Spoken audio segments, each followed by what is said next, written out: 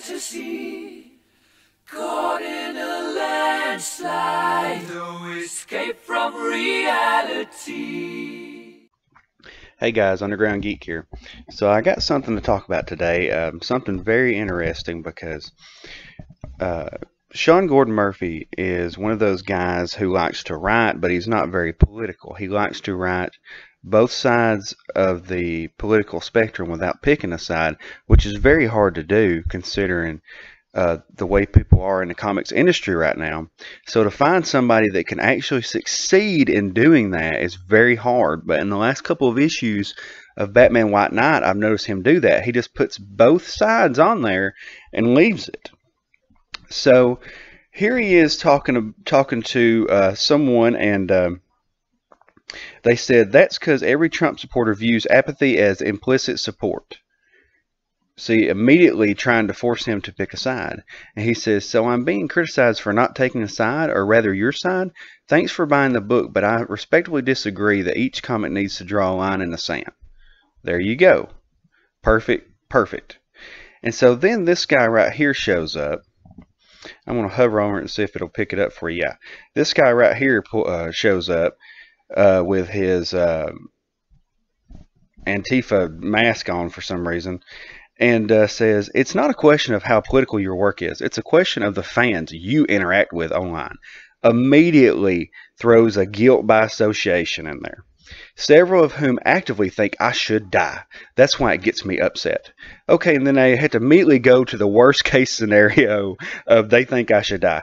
Well, where's the citations on that? And then immediately goes into another tweet before he has time to answer. It says, it hurts to see a favorite creator of mine being chummy with people who call me and several other fans and pros mentally ill. Street pooper.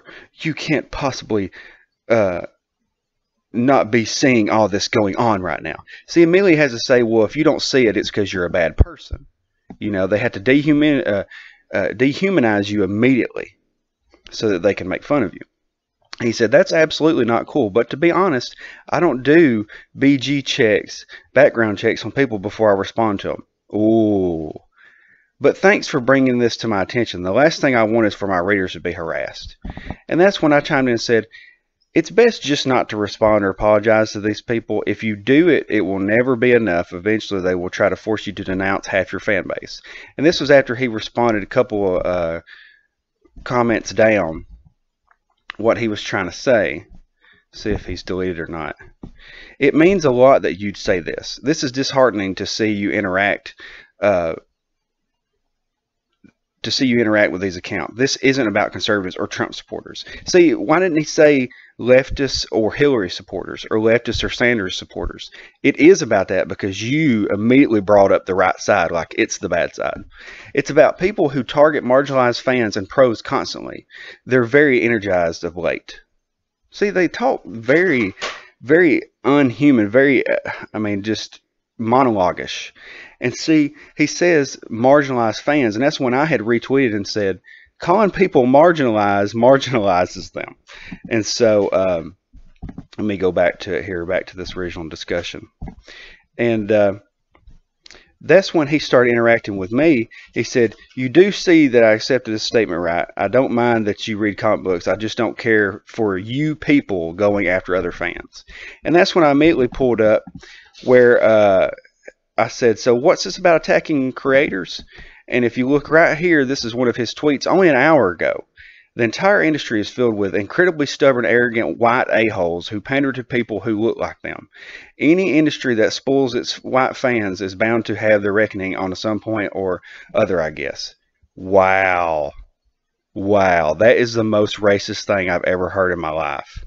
And then he says, I'm just hoping they kick EVS out before Milo or some S-head picks it up. Are you kidding me? He was just talking about people wishing he would die and creators getting attacked, and then attacked a creator only an hour ago. This is the kind of stuff I'm talking about. You can't make this up. And so then his response is, you seem very mature. See, they don't have any response once you point out their hypocrisy. And then I said, because this is the first time he responded to me right here. I said, calling people marginalized is what makes them marginalized. And he says, calling someone a piece of S makes a person a piece of S, you piece of S. And I said, wow. I mean, that shows how mentally stable these people are. And they go after these creators for not picking a side. And he says, see, while you were busy doing some weird snitching, see, that's what I'm talking about. If you point out somebody's hypocrisy, you are now a snitch. And it says, what I'm not doing is flooding Sean's notifications with screenshots of you saying transphobic stuff about mags. Well, because you can't find it. You wouldn't be able to find it.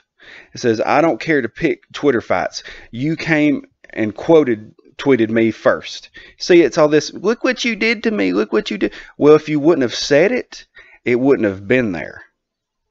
Just like you just said about me in the same sentence about the transphobic stuff, if you hadn't have said it, it wouldn't have been there. And he says, and I reserve the right to say whatever I want about EVS, considering the things he's done in the past. See, they immediately say, well, but it's okay if I do it because he's a bad person. They don't give you any kind of proof. It's just he was a bad person. And it really just blows my mind because you can see right here the comparison between what he said to him and then the comparison of what he said about EVS. You can't make this stuff up. It is hilarious how hypocritical these people are and how they try to publicly shame creators for not picking a side like they are bad people. I just don't understand how these creators don't see this. And I know Sean Gordon Murphy is probably thinking, what in the world just happened here? Because he gets on there and then I get on there responding. But the fact is, these people need to know that these kind of people right here are everywhere, and they're trying to attack comic book fans for not wanting to pick a side and for wanting good comics. You're a bad person because you like Trump. Trump is bad. He got to be president over a year ago, but we're still talking about it and making these little profile pics with bandanas over our faces because we're tough. But that's all I really got to say. But this is the kind of stuff that we're dealing with every day. Guilt by association. The accusation is the proof. You're a racist bigot because Trump. And they don't realize that this guy right here is just trying to write good comics. And they should just leave him alone and let him be. They don't understand that. And because everything has to be left or right with them. Everything has to be political. And if you don't denounce this fan base, you're an evil person. And that's what he's trying to do. He's trying to move into the, well, if you don't bring this up, then, you know, you're a bad person. And that's what we're trying to get rid of because this kind of stuff needs to stop. These kind of people don't need to be around this industry. They don't like comic books. They just want certain people to go after other people. Because he says, I don't mind responding. Sean Gordon Murphy says right here after I said this, I don't mind responding if a reader is upset about something and politely brings it up. I'm happy to try to respond. I know we all want good comics and minimal interactions, and I'm trying to give both. And I said, exactly. I just want good comics and good people like you. He's very nice. And then here comes Kurt Busiek resists. So it's only a matter of time before he starts trying to turn it into something political. He says, me, I think Batman White Knight has been pretty straight up political with the backport stuff and all. It's just part of the story, but it's there. He says, I agree.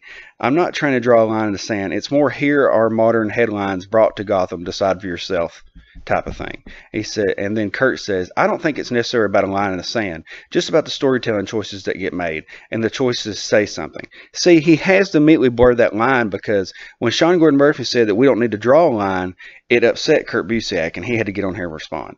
He says, I'm reminded of a story, I think it was Jerry Conway and Steve Ditko, where there were a bunch of college protesters in the story.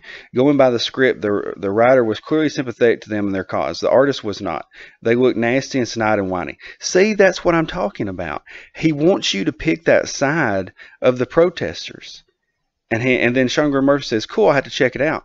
But at the same time, that's what he's trying to do. He's trying to say, well, they just didn't like him, so they drew him bad. And that's when this guy right here made a funny comment. He says, you are the Taylor Swift of comics, my dude. Now, can you please give me your opinion regarding the Mexican election and its effect on the global energy markets? Your silence is deafening. That is so funny. But you know, you can see the responses right here. These people just want good comic books. Like, they don't want this crazy stuff, and they don't want people going here and saying dumb things. They just want good comic books, and that's what it is. But all right, guys, that's all I got to say. Hit the like button, hit the subscribe button, and I'm starting a new job, so I don't know how often we'll be able to make videos, but I appreciate everything. All right, bye.